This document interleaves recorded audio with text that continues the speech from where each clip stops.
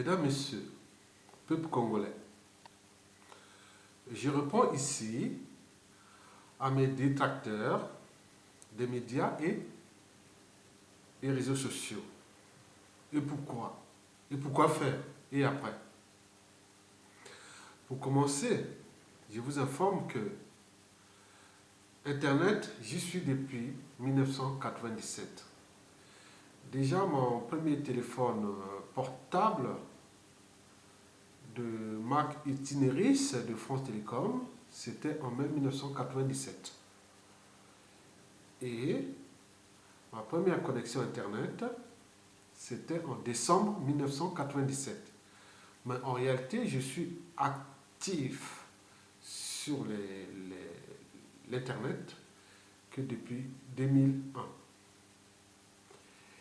Et je suis sur Internet à la fois comme utilisateur, c'est-à-dire consommateur d'Internet, et aussi acteur d'Internet parce que j'ai créé des produits et services Internet qui existent depuis 11 ans déjà.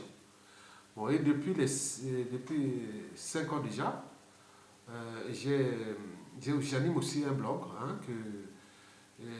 qui est destiné pour le combat politique au Congo-Brazzaville. Mesdames, Messieurs, peuple congolais, je vous dis que mes détracteurs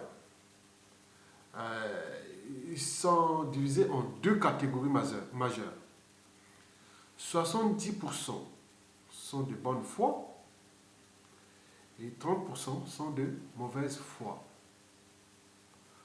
Au niveau politique, intellectuel, philosophique, culturel et social d'ailleurs, je dirais que 80% de ces détracteurs sont en mission commandée, soit par le régime dictatorial, liberticide, antidémocratique, antisocial et criminogène et confiscatoire des deniers publics congolais, c'est-à-dire le régime de Brazzaville incarné par le dictateur Denis Sassou Nguesso. Bon, il y a aussi soit ces dignitaires, ces dignitaires qui sont du nord au sud, de l'est à l'ouest. Donc ils envoient leurs agents qui viennent créer des amalgames, du négationnisme, des insultes, du dénigrement et tout ce que vous connaissez. En réalité, ça ne me touche pas. Bien au contraire, ça m'encourage à les combattre. Oui, le problème, c'est que c'est des lâches. Parce que ils sont souvent sur les faux profils, même s'ils prennent des photos, parfois des personnages ou américains noirs par-ci, je ne sais pas où est-ce qu'ils prennent des photos, parfois des grands acteurs, on a vu des grandes personnalités noires, on a vu quelqu'un mettre le nom Malonga avec une photo de Martin Luther King et qui combat mes principes et valeurs qui sont ceux de la liberté, de la dignité, de la justice. Mais alors, c'est le paradoxe. On a vu un monsieur appelé Itoa qui me combat avec la photo de Mandela. Donc c'est contraire aux idéaux des... Donc on voit à quel niveau de conscience se trouvent aussi ces lâches-là. Pour moi, c'est des pauvres types, quoi. C'est des pauvres gars. Bon, mesdames, messieurs, peuple congolais, pourquoi je réponds à mes détracteurs? Mais c'est pour simplement les éduquer. Parce que vous savez que l'inégalité entre coût social, culture, société et civilisation n'est pas fondée sur la nature. Elle réside dans l'éducation ou l'information qu'on donne à l'individu, ou plutôt dans celle qu'on lui refuse. Ceci est d'ailleurs un cas de prise de conscience universelle à l'échelle congolaise. Mon but est que l'individu congolais puisse élever la raison, c'est-à-dire de savoir juger par soi-même et de pouvoir gérer soi-même son cerveau, la raison. Si je doute, donc je pense. Si je pense, donc je réfléchis. Je pense, le cogito. René Descartes. La raison, c'est le raisonnement. La conscience psychologique. Donc je veux que, comme disait déjà Jean-Jacques Rousseau au XVIIIe siècle, pour construire une société meilleure, il faut tout justement réformer l'individu. Mais l'individu au niveau de la raison. Parce que l'intelligent doute, l'imbécile, certitude. Donc nous devons avoir des gens qui sont au-dessus de la raison. Au lieu de jouer que sur les émotions. Parce que les émotions, c'est temporaire, mais la raison, c'est durable. Oui, je veux aussi élever, c'est-à-dire éveiller en Congolais l'esprit humain, que j'ai souvent parlé plusieurs fois, qui même, merci, l'ancienne ministre de l'Éducation nationale et de l'enseignement supérieur, Najat Belkacem, qui a introduit par rapport à ce titre l'esprit critique. Parce que, oui, car celui ou celle qui n'accepte pas la critique n'avancera jamais.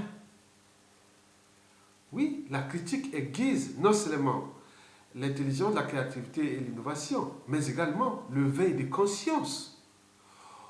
On avance dans la critique. C'est comme être citoyen, c'est d'abord être informé, puis avoir l'esprit critique et aussi la solidarité.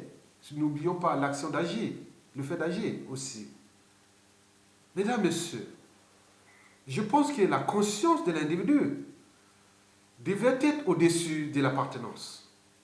Quant à l'éducation, que j'ai définie, elle devrait transmettre de manière positive l'esprit même de la liberté, de la dignité, de la justice, du devoir de mémoire et des valeurs morales, le bien contre le mal. Mesdames, Messieurs, peuple congolais, ceci dit, donc, j'ai pu par exemple voir dans cet état d'esprit, oui, des individus venus réagir dans mes articles, dans mes posts, et autres sont souvent africains, congolais, bien sûr en mission commandée. J'ai, par exemple, pu voir que, bon, ben, il me demande d'arrêter. C'est n'importe quoi. Ce que j'écris, c'est n'importe quoi. Il dit le dénigrement. Donc, d'autres créent des amalgames, du négationnisme, de la diffamation. Vous autres, même, vendu s'attenter à la vie privée. Vous voyez que sur Internet, moi, ma vie est publique sur Internet, mais ma vie privée, non. Je ne diffuserai jamais ma vie privée. Il y a des lois pour ça, parce que si vous commencez à diffuser votre vie privée, c'est là, bon ben, pour une autorité publique, je ne suis pas un homme politique. On ne peut pas comprendre, mais non, je suis un citoyen. Donc, ils vont jusqu'à la diffamation ou jusqu'à la jalousie. Il y a d'autres qui disent, non, mais qu'est-ce que tu crois que? Tu crois que tu es intelligent? Plus intelligent que les autres? Moi, ce n'est pas moi qui crois que je suis plus intelligent que les autres, c'est vous. La jalousie aussi dit, non, mais tu crois que tu es le meilleur? Non, je ne crois pas. Non. Moi, et parfois quand je diffuse certaines informations qui peuvent toucher certains acteurs politiques, parce que, pourquoi je parle d'acteurs politiques? Parce que si on critique un acteur politique, parce que c'est quelqu'un à tout instant peut être en charge du destin commun. Donc ici, en Occident, on cherche même à aller à regarder sa psychanalyse, sa personnalité, sa vie autre, aux États-Unis ou en Europe. Mais nous, on laisse tomber et on se retrouve avec des individus de type Sassou Nguesso. Et qui demain aussi, on aura d'autres. Donc, la jalousie, c'est pas bon. Parce qu'on a vu avec Sassou Nguesso qui a été jaloux avec tout ce qu'il a éliminé jusqu'à être devenu président. Et c'est diffusé partout, l'histoire de 11 Diawara et compagnie. Donc si nous n'y avions pas des gens qui ont dépassé ça, parce que moi, depuis l'école primaire jusqu'à l'université, on m'a toujours qualifié de quelqu'un de humble, même si de nature je suis contestataire. Mais je suis humble parce que je déteste la jalousie. Je ne peux pas être jaloux de quelqu'un, ce n'est pas possible. Si je conteste quelqu'un, je conteste dans le sens de la raison. Je dis non, l'esprit contradictoire, hein, l'esprit critique, simplement. C'est quelqu'un que je peux critiquer, dire oui, bon, on s'est critiqué, on s'arrête là. J'ai eu des amis, j'ai aussi des meilleurs amis. On se critique comme ça, après on dit bon, c'est bon. Moi, je n'aime ça. Et ça, vous rentrez dans le cercle de moi parce que je suis contre la jalousie. Vous savez qu'il y a une branche du bouddhisme qui doit être en Thaïlande, ou je ne sais pas, une branche du bouddhisme qui lutte contre la jalousie. Parce que c'est comme une maladie. On ne peut pas être jaloux de quelqu'un musulman comme ça. Donc, ça va aussi depuis la psychanalyse d'enfance de la personne, l'éducation qu'il a reçue jusqu'à là. Voilà. Donc, il m'est arrivé de critiquer certains individus en fonction de leur situation sociale et le combat politique, dans le combat politique. Ah oui, il critique ce monsieur parce qu'il est jaloux, parce qu'il a vu ceci. Monsieur Ayat Tonga critique les jaloux. Non, c'est vous qui croyez que monsieur Ayat Tonga critique ce monsieur parce qu'il est jaloux. Non, je ne suis jamais jaloux. Jamais. Moi, c'est terrible. Je ne peux être jaloux de personne. Je vous dis sincèrement, j'en ai connu tout. Et j'ai aussi des gros morceaux au niveau statut social et autres. Et qui disent non, mais Aya, mais pourquoi tu es toujours indifférent? Non, je ne suis pas indifférent, parce que moi, je ne peux pas être jaloux de quelqu'un. C'est impossible. Donc arrêtez. Donc tout ce que je dis, c'est naturel. C'est ma réaction. C'est mon état d'esprit. C'est mon âme et conscience qui me dicte cette force, cette énergie à toujours chercher la part de vérité. Mesdames, Messieurs, bon, je vous dis que bon, leur façon de faire là, ces détracteurs, bon, ça ne me touche pas, hein, mais ça m'encourage, hein, donc à les éduquer. Mesdames, Messieurs, oui, pourquoi? Parce qu'au XVIIIe siècle déjà, Jean-Jacques Rousseau l'avait pourtant dit, que pour construire une société meilleure, il faut tout justement réformer l'individu. La réforme de l'individu congolais sera la priorité après la chute de Sassou Nguesso, au niveau des mentalités, habitudes, comportements et même de conscience et des valeurs, qui sont celles des valeurs de transmission, des valeurs de liberté, de dignité, de justice, de devoir de mémoire et compagnie. Du but même de la condition humaine et sociale, c'est que nous interprétons à l'échelon macroéconomique et comme le progrès social. Donc il y a des gens qui ont dit non, on ne laisse pas tomber, on ne laisse pas faire, on ne se laissera pas faire, on défend nos conditions. Regardez la situation qui se trouve dans notre pays aujourd'hui. Les gens n'arrivent pas à se mobiliser parce qu'il y a cette mosaïque des tribus, chacune avec ses intérêts particuliers partisans, avec ses contradictions qui sont que là pour entraîner tout le monde vers la soumission. Sinon ça cesserait. Mesdames, Messieurs, donc mes détracteurs l'ont bien compris. Que moi, je ne peux pas être jaloux de quelqu'un. Donc ce que je fais là, c'est du naturel. Naturel. Et ça, ceux qui m'ont connu depuis la petite enfance jusqu'à nos jours, ils disent oui, il est resté le même. Mais sauf que bon, l'esprit contestataire, oui, a augmenté, oui, bien sûr, parce que l'injustice est là. Hein. Un pays qui risque de disparaître et nous, on ne peut pas rester les bras croisés et ne pas agir. Donc, le combat contre les Sassou et les Nguesso à la fois dur et passionnant, mais il est sur tous les plans. Sur le lobbying, sur les médias et réseaux sociaux, sur la communication, l'information, tout ce qui touche pour informer. Parce que ça, c'est aussi une arme.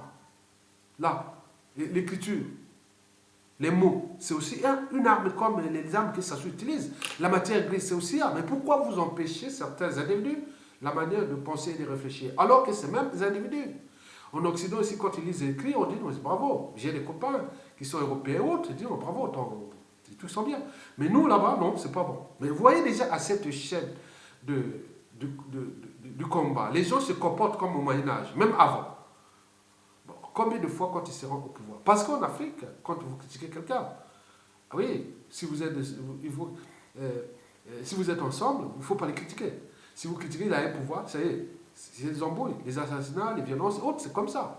Parce qu'il y a une certaine anthropologie et qu'il faut un jour se demander. Ce n'est pas seulement culturel, parce que comment cela se fait-il que les gens qui ont vécu des années en France En Occident, ailleurs, ils voient comment l'esprit critique et la raison et autres avancer. Mais eux, quand ils arrivent, ça recommence. Bien sûr qu'une vache broute de l'herbe, et si tu la fais manger de la viande, elle devient une vache folle. Et peut-être c'est ça. Donc on chatte le cheval, quand tu chattes le naturel, il revient au galop. Bon, donc, mesdames, messieurs, pourquoi, oui, pourquoi je publie, j'écris, je diffuse mes écrits, mes vidéos autres dans les médias et réseaux sociaux. Je vous dis que je suis sur ce marché-là depuis des années. Je vous dis que je vais faire ce que je pense. Je ne vois pas quelqu'un qui peut m'empêcher d'écrire, de penser, de réfléchir. Non. Ça, c'est les Sassou-Nguesso là-bas au pays. Mais nous, je ne suis pas au Congo-Brazzaville. Je suis en France. Je suis en Occident. Je suis dans un pays qu'on appelle le pays des droits de l'homme. Mesdames, Messieurs, vous l'aurez compris. Donc, mais sur quel droit ces individus s'acharnent à chaque fois qu'ils viennent parfois en bande, toujours, comme je dis que c'est des lâches, c'est des gens qui sont cachés derrière des pseudos ou des faux noms et autres. C'est des lâches, c'est minable. Si c'est des adultes, bon, c'est pas des gens à faire confiance. Moi, je préfère quelqu'un qui s'affirme. Mesdames, Messieurs, voilà pourquoi je reprends à mes détracteurs.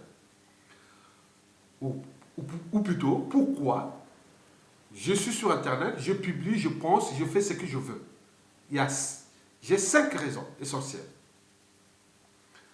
La première raison, je ne vous cache pas, parce que pour moi, l'Internet, c'est un espace de liberté, ou même de liberté d'expression. Donc, tout le monde peut venir sur Internet, on n'interdit personne, hein. C'est un outil de communication globale. Hein. Donc, vous pouvez venir là, il n'y a pas de personne ne vous interdit.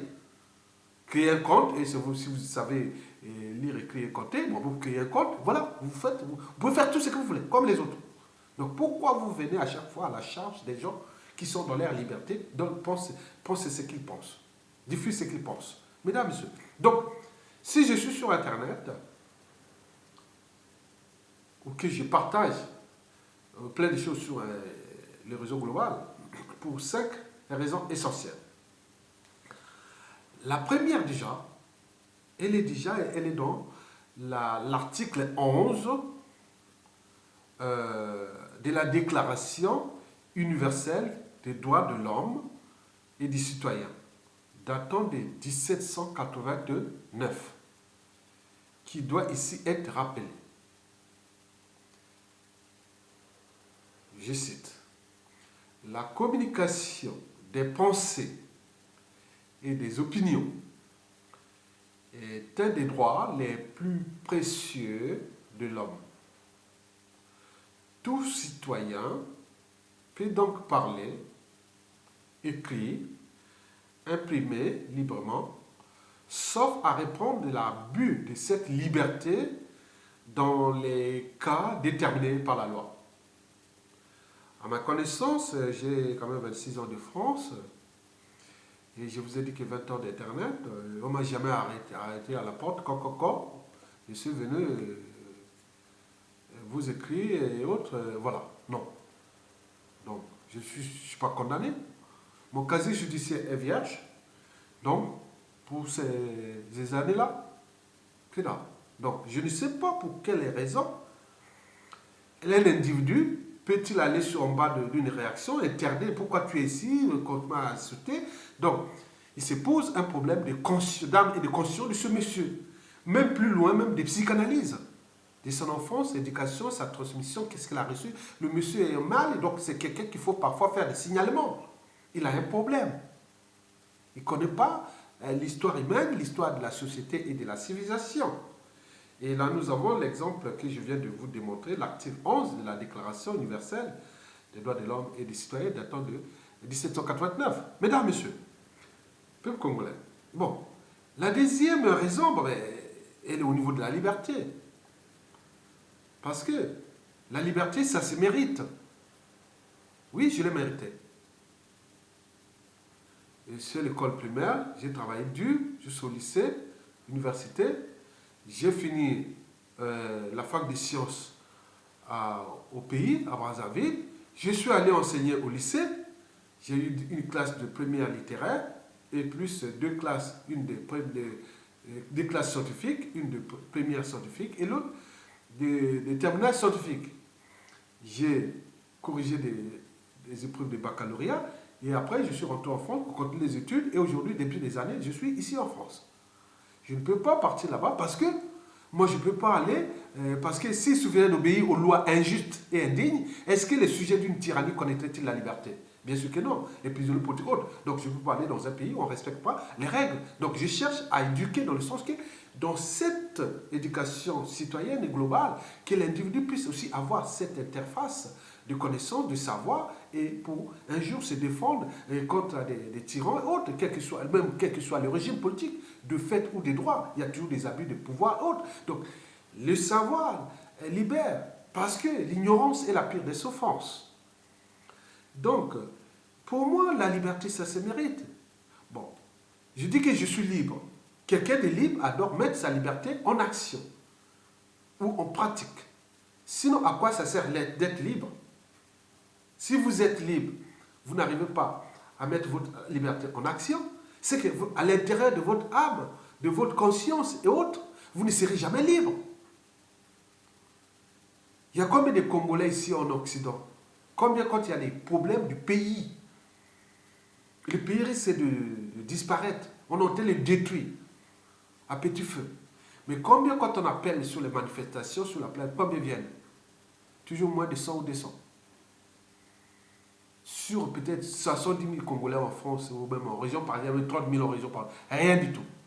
Mais quand c'est le combat des Européens et des Français, venez, on va faire là, on va.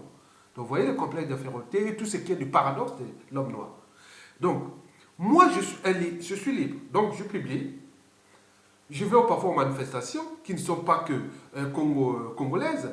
Et il y a des tribunes autres qui sont aussi de l'universalisme, de tous les problèmes qui touchent tout le monde. Donc on y va parce que ma liberté est dans la tête. Il y a des gens ici en France, en Occident, et non, c'est pas possible. On lâche rien. Et on va jusqu'au bout, on se combat. C'est pas possible. Et en fait, mais nous, c'est pas. Nous, on est dans la culture de la soumission. Il faut que nous soyons individuellement ou collectivement face à un mur ou devant un mur pour agir. Alors ici, on anticipe tous les jours. C'est ça l'esprit de la liberté. Par la communication, la transmission de ces valeurs de liberté, de dignité et de justice. Mesdames et messieurs, chez nous, ce n'est pas possible. Déjà à l'échelle de la diaspora, ceux qui viennent dire non, c'est pas possible, il ne faut pas réagir comme ça, il ne faut pas faire ça. Mais non, monsieur, vous avez un souci. Puis vous-même, pourquoi on ne peut pas faire ça comme vous? Donc c'est des gens, demain, c'est des dictateurs en puissance. Mesdames, messieurs, la deuxième raison, c'est tout simplement, je suis libre. C'est ça. Et comme je suis libre, j'exprime ma liberté. Personne ne peut m'empêcher que je sois libre. Non, moi je suis libre. La troisième raison, c'est que je suis un intellectuel, c'est-à-dire un lettré libre ou engagé, dégagé, libre, voilà, qui fait part de ses analyses, de ses points de vue, de ses opinions, de ses idées, de ses critiques et autres sur des problématiques plus ou moins partagées. Eh bien oui. Bon, j'ai souvent remarqué que quand vous êtes ensemble là-bas sur les combats de la résistance, si quelqu'un fait peut-être... il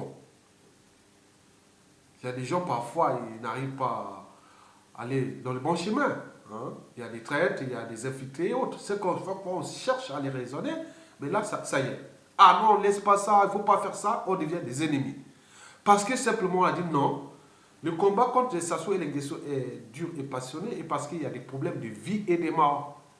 On cherche à tuer des gens. Depuis là-bas, on tue. Ici aussi, ils cherchent à tuer.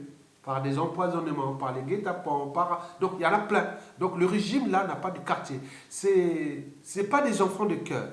Et donc quand vous êtes dans un combat, il faut être de la même mission, le même état d'esprit. Mais quand quelqu'un devient des infiltrés, des traîtres et autres, mais il faut faire attention, parce qu'on ne va pas laisser ma vie à cause d'un individu, parce qu'on est dans la résistance, alors que c'est un traître, un pion. Donc il faut faire attention. Donc on reste prudent, on n'est pas naïf, et comme ça. Donc je ne suis pas naïf. Donc ce que je fais, ce que je sais, ce que je fais. Et je suis même aguerri et affûté par ces genres de comportements qui peuvent nuire gravement à la vie de quelqu'un. Donc nous avions ici, au niveau par exemple de la diaspora, en tant qu'intellectuel, on peut critiquer. On dit non, attention, vous avez fait ça, comment, voilà. Mais non, pour eux, c'est un souci. Quand vous critiquez là, allez, c'est la mort assurée. Vous n'êtes pas bon, vous n'êtes pas, voilà. Et tout le monde s'acharne. Et quand on critique surtout les hommes politiques, je vous l'ai redit. Mais là, c'est le souci. Et surtout quand là-bas, nous avons des problèmes du tribalisme, qui est pire que le racisme.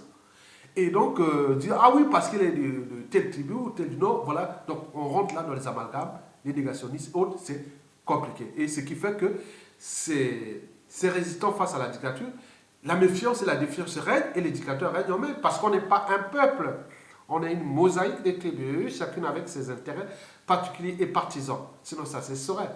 Parce qu'il n'y a pas de mobilisation profonde des citoyens, de dépassement de soi, sans un rêve commun, de lendemain à construire, le futur à édifier. Mais comment cela s'est fait un dictateur, le dictateur n'a jamais été aussi faible. Et pourquoi nous ne sommes pas capables de le mettre hors d'état de nuire? Mais tout simplement, les raisons sont là. Parce qu'il y a les guerres des égaux, les intérêts particuliers et partisans, et compagnie, les conflits d'intérêts, et compagnie, qui nuisent gravement. On est en méfiance et en défiance. Et ça, c'est pas bon pour le combat. Et pourquoi? Parce que nous ne sommes pas un peuple comparé aux autres peuples. Ils se mobilisent quand même un seul peuple. Après, les tyrans s'en aillent. Nous n'arrivions pas à cause de ça. Et le régime, on rigole. Et ça donne des idées à d'autres. Si ça se parle, les dictateurs parlent. Mais demain, les autres vont utiliser les mêmes méthodes pour dire, ah tiens, face à un peuple, si ce peuple-là, c'est un peuple de moutons qui a des taux de confusion. Donc, ce sera de notre choix, soit de construire les vivre ensemble, l'unité nationale. La matrice, c'est l'unité nationale, comment on la construit. Et sinon, continuer dans le même état d'esprit, le pays va se déclasser progressivement, totalement. Mesdames, Messieurs, donc, on est dans la diffusion de la connaissance, de l'information et du savoir. Donc, je suis un intellectuel. Mesdames, Messieurs, la quatrième raison, ben oui, c'est la problématique des bagages. Avoir des bagages, c'est bien, mais savoir où les déposer. Bien sûr qu'une tête bien faite vaut plus qu'une tête bien pleine, disait Montaigne. Bon. Au XVIe siècle, bien sûr. Mais il ne suffit pas d'avoir des bagages intellectuels, il faut savoir là où les déposer. Moi, je l'ai déposé déjà. Au pays, je l'ai déposé quand je faisais le mouvement de... J'étais le président du mouvement de jeunesse à la faculté des sciences. J'ai après enseigné au lycée tout jeune. Et après, je suis rentré en France, j'ai toujours dans le combat. J'ai continué à diffuser l'information, que ce soit les médias et réseaux sociaux, sur les activités professionnelles et compagnie. Donc c'est ça, c'est un état d'esprit pour moi. Diffuser la connaissance, le savoir. J'aime ça. J'aime partager. Bon. Donc, tout individu a des qualités et des défauts, bien sûr. Mais sur ce plan, moi je dis que j'aime ça. Parce que j'aime la transmission du savoir et de la connaissance. Bon. La cinquième raison, elle est purement existentielle. Elle est existentielle parce que il faut savoir que je n'attends pas que la mort m'apporte un talent. Parce que l'être est, le non-être n'est pas. Donc, si j'ai la chance d'être encore en vie, Dieu merci, si j'ai les moyens de diffuser, je diffuse l'information existentielle. Ça sous-partie, moi, ma priorité là-bas sera au niveau de l'éducation. La transmission du savoir, le civisme et tout ça, tout ce qui touche la réforme totale de l'individu. comme parlait déjà Jean-Jacques Rousseau au XVIIIe siècle, et même ces théories qui sont concentrées dans les 3 œuvres clés de Jean-Jacques Rousseau, dont Héloïse, Émile et les contrats sociaux, il fut appliqué même pendant la Révolution française, et même juste les méthodes d'enseignement qui sont d'ailleurs qui ont été enseignées au XIXe siècle, qui sont jusqu'au XXe siècle, et jusqu'aujourd'hui, on applique ces méthodes d'enseignement au collège et lycée, méthodes de Jean-Jacques Rousseau. Donc il faut repenser ça, la réforme de l'éducation de l'individu et autres. Donc tout ça, c'est un vaste programme pour moi. Donc, pour le reste, bon, moi je demande seulement à mes détracteurs, si vous avez au moins un neurone, pas le fait de manioc à la tête de votre cerveau, non, vous avez au moins un neurone. Vous avez au moins un cerveau. Vous avez au moins une âme et une conscience. Eh bien, et si vous êtes libre comme moi, faites comme tout le monde. Prenez votre compte sur Internet, Facebook, Twitter, et prenez un téléphone, une caméra, faites votre vidéo, parlez. C'est librement, vous pouvez faire ça. Il y aura des gens qui peuvent détecter un talent ou autre, une information demain. Parce que demain, nous prenons les risques pour défendre ce pays. Demain, c'est des gens-là qui se diffusent. Prenez votre là, qui parle. On sait que c'est quelqu'un qui a des principes, qui a des valeurs, qui a des convictions, il veut les partager. Autre, c'est très important dans les sociétés d'aujourd'hui. Mais qui se décacher derrière des pseudos, travailler pour d'autres. Ça veut dire que vous faites... Ces individus, les gens du régime, se dédoublent en vous. Donc ils vous apportent leur médiocrité. Donc arrêtez. Donc soyez libres. Diffusez ce que vous pensez. Pourquoi venir rester derrière les caméras, les pseudos autres? Non. Peut-être si vous êtes au premier du tiers-monde, vous n'avez pas. Mais ceux qui sont en Occident, prenez un téléphone, faites un truc, un petit truc sur Facebook, ou Twitter, ou tous les médias et réseaux sociaux, même un site, ou Internet, ou blog, ou voilà, même YouTube, tous les réseaux images, hein, ils sont pleins. Donc, YouTube et tout ça, faites comme tout le monde, au lieu de venir emmerder les autres. Bon, bien sûr que j'ai toujours eu pour habitude de ne pas répondre aux cons, non, répondre aux imbéciles parce que ça les instruit, mais quoi que con ou imbécile, ça peut être pareil. Bon, tout dépend de l'endroit ou du moment où l'on les rencontre. Parce que chaque jour qui passe, il faut déjouer la connerie de ces gens. Bon, donc moi je dis que, bon, pour ces gens-là, arrêtez d'emmerder le monde. Je vous dis sincèrement. Donc, bon, après, moi je vous l'ai dit que moi, si ça se dégage, ma priorité ne sera plus la priorité politique, là, sur l'écriture, les articles, les vidéos. Moi, ce sera au terme de l'éducation. Je suis un vulgarisateur de la culture scientifique, avec application. Je suis un vulgarisateur de la culture écologique et environnementale, qui touche les problèmes d'aménagement du territoire, du cadre de vie, des mobilités,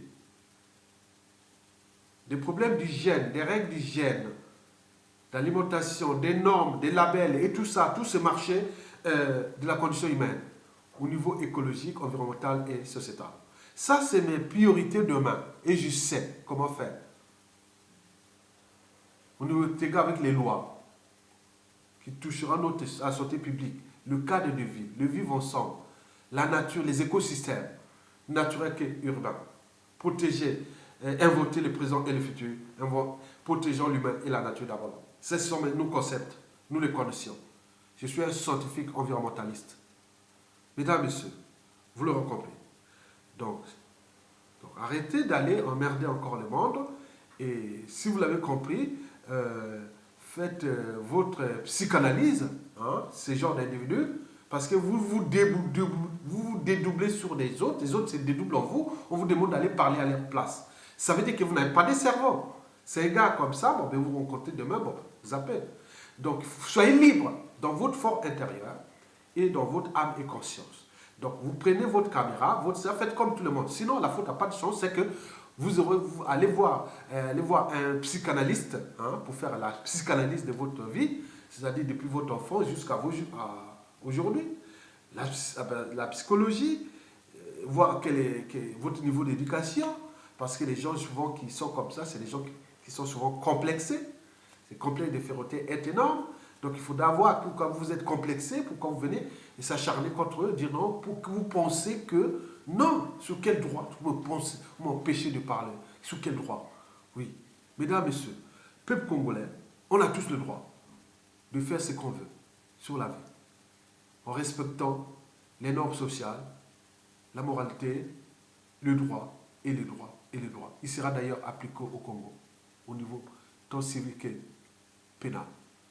N'oublions pas les problèmes des devoirs et des mémoires. Donc c'est tout un vaste programme d'éducation nationale, de l'enseignement supérieur et de la recherche. Et n'oublions pas la réforme de l'individu. Mesdames, messieurs, peuple congolais, et à bientôt et bon vent au peuple congolais. Bon, je ne sais pas sur quel droit vous avez le droit. On a le droit, quand personne nous voit, de pleurer en silence, de regretter son enfance, de se laisser aller en regardant tomber la pluie.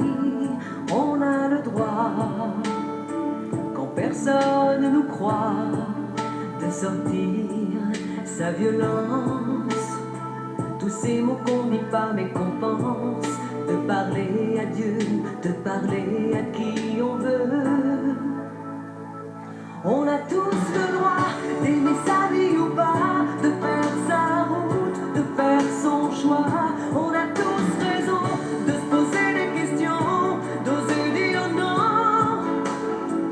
On a tous le droit d'aimer sa vie ou pas, de faire sa route, de faire son choix. On a tous une chance, c'est pas perdu d'avance, la différence. On a le droit, quand vient plus rien ne va, de chercher son étoile, de jeter l'encre de son journal, de changer sa vie, de quitter l'ennui. Et puis on a le